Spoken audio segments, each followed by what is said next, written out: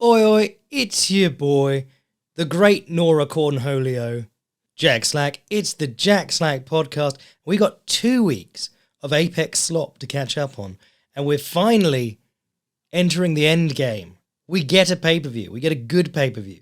UFC 300 coming up this weekend coming. So the boycast is going to be a lot of fun this week. Hopefully my voice will be back to full power by then. As you can hear, it's not at its best right now.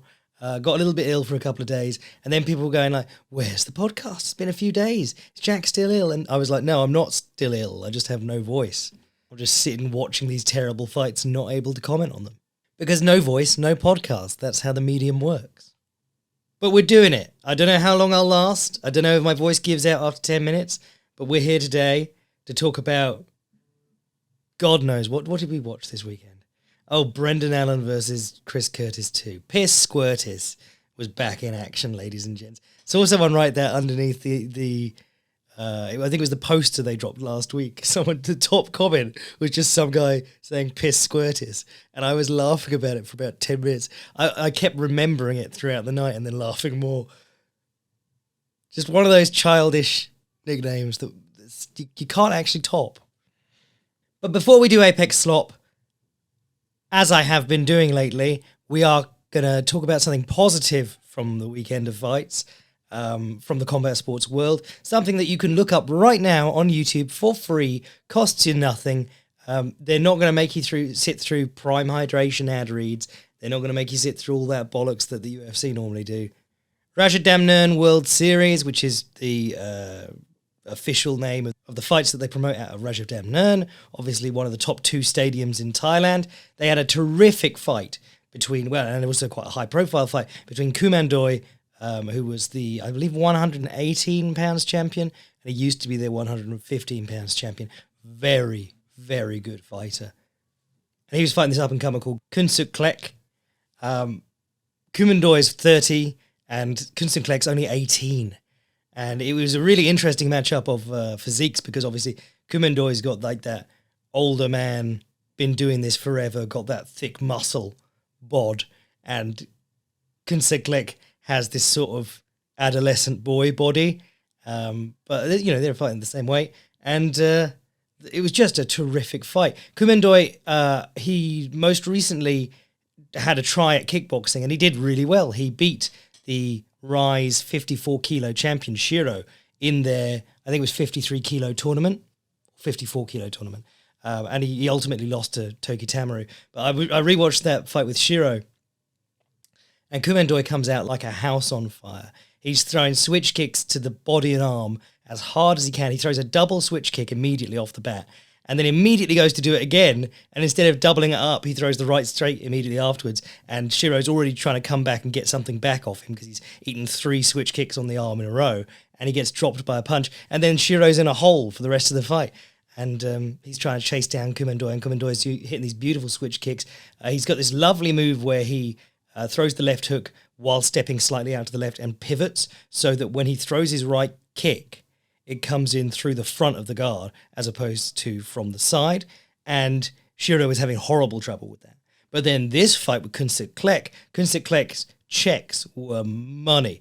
Kumandoi could not land a kick on him for free, really had to work for it or set it up, and he'd get Kunsuk Klek to the ropes, and he'd try and dart down the side and throw that right kick through the front again, and Kunsuk Klek would pick up his leg to check right in front of him and take the full kick on his shin beautifully. Kunsuk Klek was operating the kicking game, where Kumandoi was operating more of a like, I'm going to knock you out sort of game. But Kunsuk Klek, if you want to see like a really good technical kicking game, particularly in the Muay Thai context, where almost everything you throw, you anticipate something coming back, or you anticipate it getting caught, or you anticipate it missing. Something that a lot of people with kickboxing backgrounds and things like that don't really prepare for as much, or don't really have experience dealing with as much.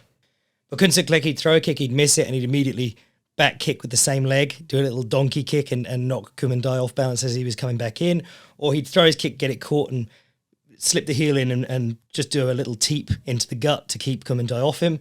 Every kick he threw, he was in position immediately to deal with something coming back. It was very impressive. And it was really interesting because he was fighting sort of from the lighter lead leg stance for this fight, which is something that you see a lot in Muay Thai, but you don't, it's not always someone's like style. It's something that they do for periods in a fight or if they're dealing with a specific kind of opponent.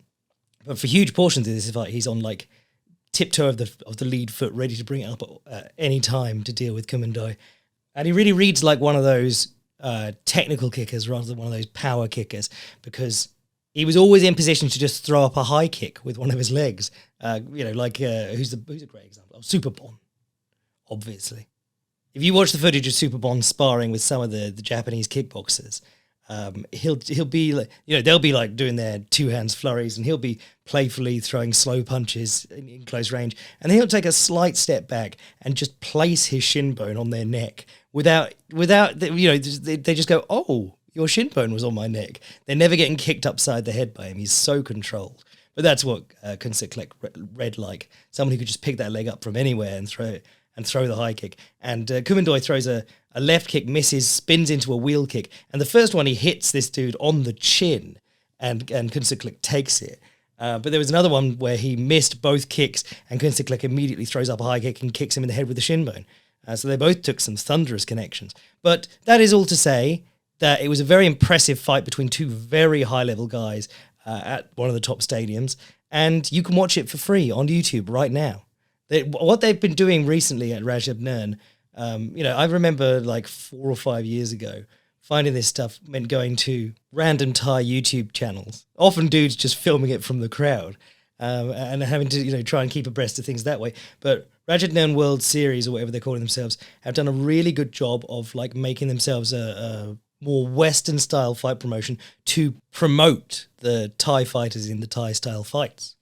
It's tricky to hit that middle ground, because what one's doing at the moment, a lot of the complaints are, one, that they don't let the clinch play out enough, and two, that they prioritize aggression so much. If you watch those fights, they'll just have Olivia Cost in there screaming, fight, fight, fight, the moment anyone takes a step back. And that's sort of, it's not the traditional Muay Thai style. And watching these RWS events, who was I watching? I was watching Nadaka Yoshinari win his, was it third Rajadnan title the other day? But one thing that you do notice in his fights is that they're not really letting the clinch play out that much, even in Rajadnan Stadium in their own promotion. So, intriguing. But anyway, go watch that fight. That's what I'm saying. And while you're at it, watch Nadaka Yoshinari's last few fights at Rajadnan as well. Oh, final note on Muay Thai stuff. Sylvie Douglas Von Itu just put up for free on her YouTube an hour of Jean-Charles Skarbowski talking about Muay Thai and his experience and things that he picked up along the way. One of the best Falang, or foreigners, to ever compete in Thailand, is so beloved over there that he has like 2 gyms in Thailand. And you might remember him from The Ultimate Fighter, the series that Georges St-Pierre coached, because Georges St-Pierre got him to come over and he was apparently drunk, and then he beats up all the fighters. But a cool guy with some interesting thoughts. And one of the interesting things about watching him fight is that, like, you never get the impression that he's very flexible or very dexterous with his legs, or there's not really an awful lot of like standout physical attributes on him, except that he hits quite hard with his hands and that he's quite tough. And he still puts on great fights with the best Thais in the sport. He went up in weight to fight Borkow, and he gave a great account of himself, and that was Borkow like the height of his powers. So go watch that to hear someone talking about their personal experience at the highest levels of striking sports. But that's the positive stuff out of the way. Let's get on to the slop. Oh, funny moment of the week. Actually, there's been a few funny moments. Jon Jones, obviously, threatening a drug tester. The UFC is now doing their own drug testing, which is why you're noticing that people's physiques are fucking amazing again. They dropped USADA and they brought in some guy who interrogated Saddam Hussein. I'm supposed to be impressed that you tortured someone who was already tied up. But yeah, that was their big flex, to be like, we're definitely serious about this. When they aren't, their sport doesn't benefit from drug testing. If you think of all the fights they lose due to injury and all the time they lose due to injuries, they're I said at the time when USADA came in, they're shooting themselves in the foot in order to sell the company. But their own drug testing service, what they call Drug-Free Sport or something like that, they have a website where you can see testing sessions per athlete for the year. And they had none put it this way, 3 of the current UFC champions have failed drug tests. Sean O'Malley, Jon Jones, Islam Makhachev, all caught with banned substances in their system, all made various excuses, and the UFC certainly helped them in that regard. But you got 3 guys who took drugs as champions, and they didn't test them once through the first 4 months of the year. Incredible. And then a drug tester shows up to test Jon Jones, and he's like, you turned up too early. And it was 4 p.m. So you're going, well, you couldn't have meant too early in the day. So what did you mean too early in, John? You cycle? So that was very silly. But the thing that made me laugh most this week was the photo of Valentina Shevchenko laying on the floor next to her 7 belts. And it's inoffensive enough. You're like, oh, cool. You know, you won a lot of belts. That's very impressive. And then you remember that since she's been fighting in the UFC, or rather since she won a belt, they haven't been giving multiple belts to champions. They've been giving 1 belt and then stones for each title defense to save on money. So she wasn't given 6 of those belts. She bought 6 replica belts so that she could do the classic boxing posed photos. And that is quite funny to think about. So the UFC this weekend was Piss Squirtis versus Brendan Allen 2.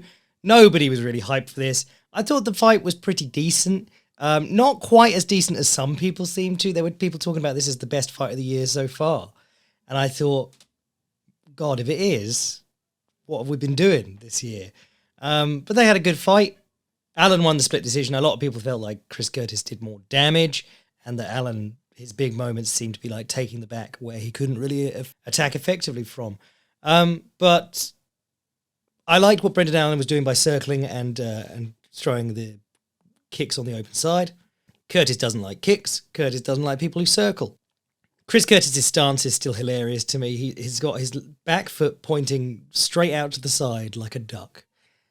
Which makes it really weird to punch from there. You know, there's no way you could punch with your rear hand with your back leg pointing out like that. Michael Bisping used to have this too. Before he worked with Perillo, his back foot it was like his back leg had nerve damage. His leg was just flapping out to the side the whole time. And anytime he threw his right hand, it just looked really weird and slow and sloppy as a result.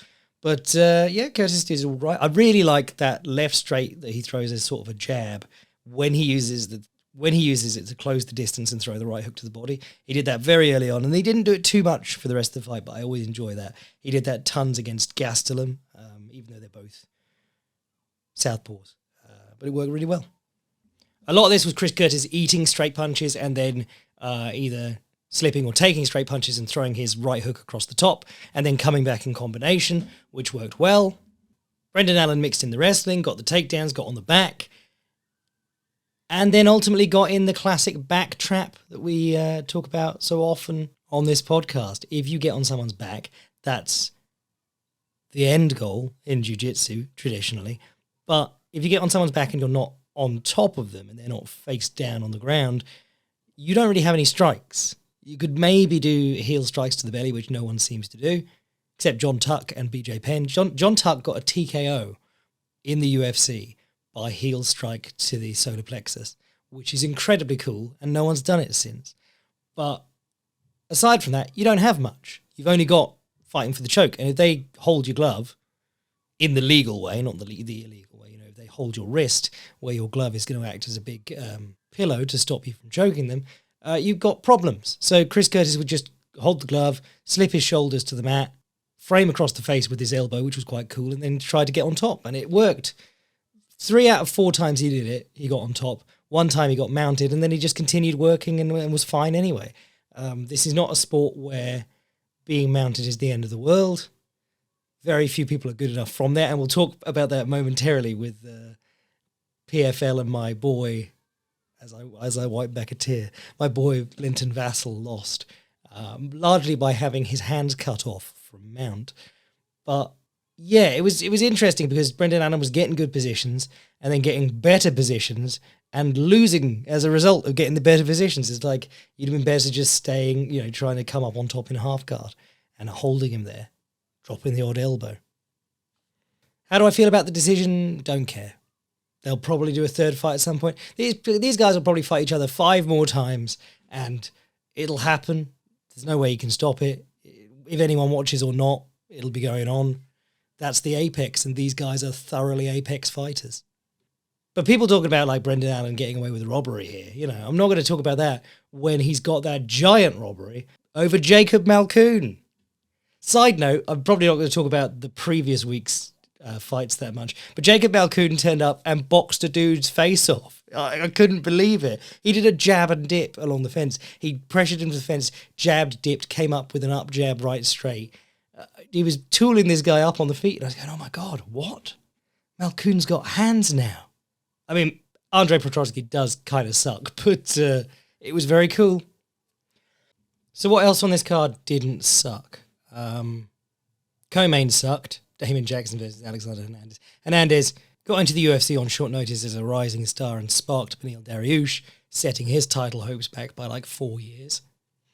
And then never grew or learned. He just runs in on a straight line. And if it works, it works. And if it doesn't, it doesn't. Damon Jackson did at least improve in one aspect, which is he sorted his hair out, which we're always saying on this podcast. Very important point. Young fighters, get a stylist. You need it. Look at Dustin Poirier pre-hairstylist and then look at him post. Multi-million-dollar superstar now. I enjoyed the fight between, was it Chepe Mariscal and Morgan Charrier? Mariscal, scrambly, strong wrestler, really tried to put it on Charrier. And Charrier, you know, for a French kickboxer, his wrestling looked pretty good. Obviously, I've been familiar with Charrier for ages because he was a fun act on Cage Warriors. It's him and like Saladin Parnasse, who people were really hot on for a very long time. And he came to the UFC, in his first UFC fight actually was his last one against Manolo Zucchini, great name. And he finished him with a great push kick to the stomach off a shoulder fake. But yeah, he lost this one and he had some adversity, but it was a split decision. And I think a lot of people were more impressed than anything that this French kickboxer was really hanging in the grappling exchanges and on the mat and in the clinch. Ignacio Bahamondez's head kick was awesome against Christos Giagos. Been a while since I've seen Bahamondez in action, I feel. Yeah, lost to Ludovic Klein back in, like August last year by decision. So I presume he just got banged up in training a bit and had to take a bit longer to get to this fight. But he's always been a fun fighter. And yeah, Giagos has always been a fairly fun fighter. But Giagos is very hittable and very finishable. Anything else interesting? I watched Moreno versus Court McGee because I was like, Court McGee will take Alex Moreno down at some point. Maybe we'll see that cool armbar. And we didn't get to see that cool armbar. Norma Dumont versus Jermaine Durandamy was boring. Shocker. Oh, there was actually a trilogy of fun fights on the very beginning of the card. Nora Conhole, who I've always joked about her name, but honestly, watching her, she's pretty fun. Great dipping jab, which of course we know can carry you to victories over Amanda Nunes. But yeah, she uses this dipping jab really well. She does a dipping jab and then throws the left hook off it as well to enter. And she was doing that to get in and throw right straights or right body kicks or right knees. And I think that's how the finish got set up. She did like a dipping jab, left hook, knee to the head. But yeah, she looked great, and she knocked out Melissa Tonya Mullins. And yeah, she's on my girl list now. But there were two fights on the undercard that were just the same thing playing out over and over again, which was like taking a guy down and not really being able to do anything with it. And in the course of trying to keep him down, expending so much energy that you then gas out and get beat. The first one was Dylan Budka versus Cesar Almeida, where Almeida got taken down like 5 times in the first round. But every time he got up, he wasn't getting hit and he wasn't in danger of getting submitted. And eventually TKO'd Budka in the second round.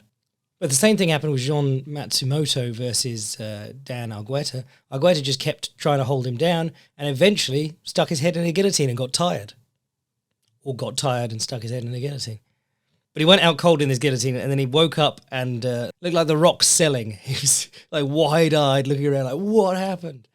But yeah, I mean, the fights generally on this card were not great. It was pretty forgettable. The main event was probably the best fight. Actually, Trevor Peek's fight was pretty fun, but he sort of hit his ceiling on what he can do. The UFC before that, you know, terrible fight between Aaron Blanchfield and Manon Fiorot. Sad fight where Vicente Luque decided that he had too much damage. And this is the thing, like Vicente Luque managed to make it through his last fight without disastrous results, where we were all very worried because they were letting him fight after having a brain bleed.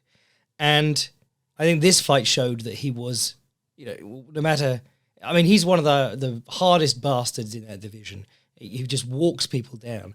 But even he can't remove that thought from the back of his head, because as soon as he got dinged by Buckley, he just sort of sat down and was like, oh, I don't like this. I'm kind of worried. Because there's a difference between being absolutely fearless against anyone in the world, which I think Vicente Luque has been for a long time, and then realizing, like, I have a thing that almost killed me. And if I get hit in the head some more, it might come back and kill me. There was the Weidman eye pokes, which everyone wanted me to talk about, but he was like a cat on a ball of yarn. It's just, I mean, he poked him like 4 times, but the last one was like bop, bop, 2 in the eyes. Was it 1 eye each? It was so good. And then afterwards he was like, well, it's your own fault for collapsing to the floor when he got poked in the eye. I mean, it's Weidman. I feel for him. I really do, because he's crap now. He's really bad. He fell off a cliff after the Luke Rockhold fight, and he's never gotten back on form. And what are you going to do? You're going to be like, I agree, I poked that guy in the eye, and just make it so that the commission can really easily overturn it. No, you go, well, I'm not sure I agree with that. You'd have to watch the replays, and I think he's faking, if anything, because half of my purse now hangs on me confidently saying that he was actually knocked out and not poked in the eye. But it just means he gets another fight in the UFC, and he's probably on a pretty good contract because he was a champion. I hope he's making a fortune, but I don't understand why the UFC want to keep him around. I presume as some kind of favour to Matt Serra, but I don't think he's a star. I don't know if he's drawing eyes at this point. Anyone who knows who he is I'm almost like turning away from the TV when his fight's wrong, because I'm going, he's either getting knocked out horribly or just having a boring fight. And then Kyle Nelson was one that surprised me, knocking out Bill Algeo. Kyle Nelson with like no career knockouts overwhelms Bill Algeo pretty impressively. The way he throws his right hand with those overhands, it looks like he has no idea how to do it, but he was still cracking him.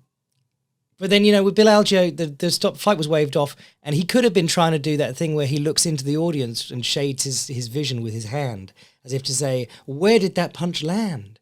Because that is it's the most overdone taunt in the world. Unless it's the very first time you've seen it, it's not clever or funny or cool. And Bill Algeo does it like 10 times a fight.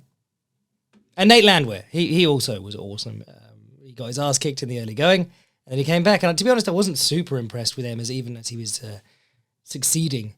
Landwehr was, honestly, the thing that Landwehr has discovered, which has changed him completely, is fake step in. Just go as if you're going to step in and hold back a bit. The other guy will swing, and then he's giving you a big opening to attack him. Because even if you're not like picking a perfect counter, if you fake the other guy's swung and then you just step in like you were going to anyway, the 1-2 or uppercut or whatever you were going to do, you got a much better chance of hurting him. But the uppercut was classic Nate the Train, from behind you, lancing forward with his big uppercut, and the knockout was brutal. Felt like the hammer fists were kind of unnecessary too, but it is what it is. And he delivered another great Nate the Train quote in the aftermath. Whoop my ass and see what happens. I fucking love that. I think that's the best. One of the funniest. He's one of those guys where you're like, that's actually quite clever. Or is it? But then the PFL opened their season. PFL 1 was on Thursday of last week. And because the way the tournaments work, they have to do all the same weight class on the same card so that everyone's got the same amount of rest before the next load of fights, the next round of the tournament. Problem is, it means that you've got a card that's entirely heavyweights and women's flyweights. The two of the worst divisions in MMA generally. And you're already an organisation with not a lot of talent. If I were PFL, it would be men's featherweight, men's lightweight all the time.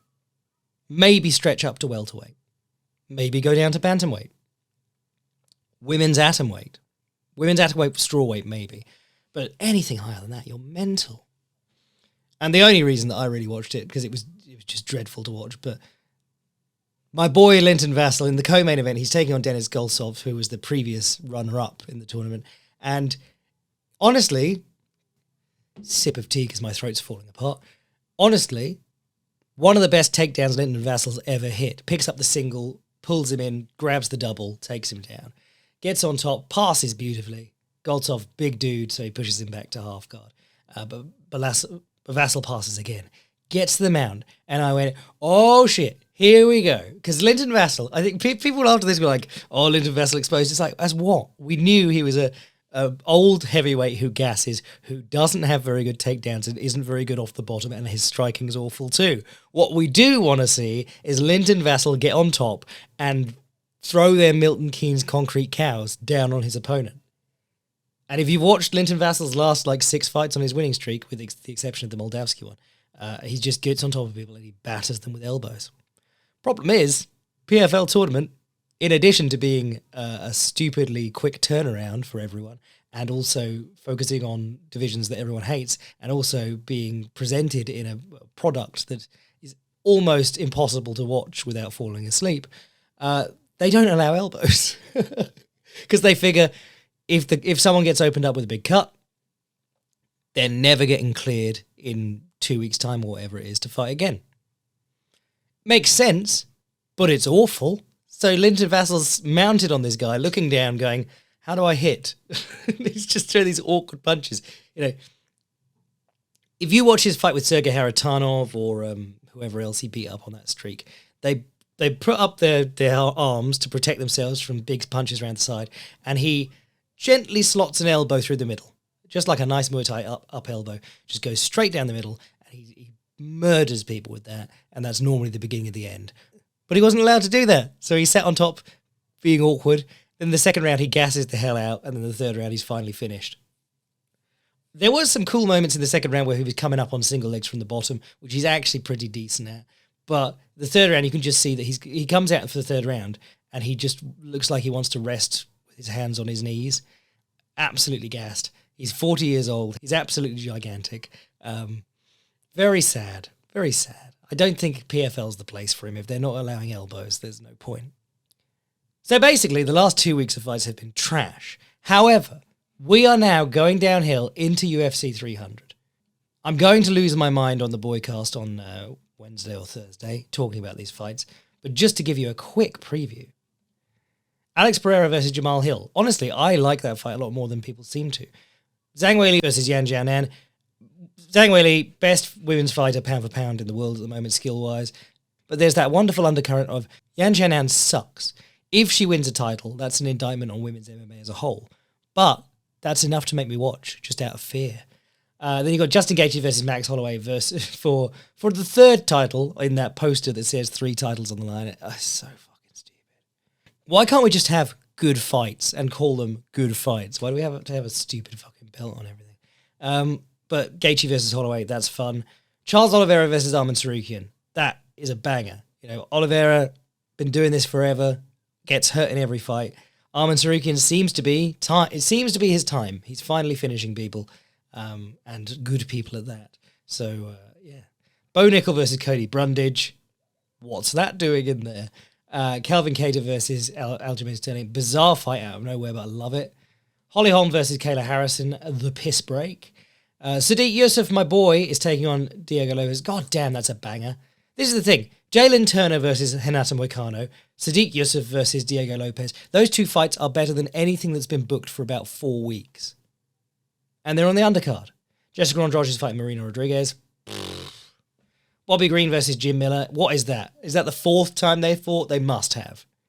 And then Davison Figueiredo versus Cody Garbrandt as your curtain jerker.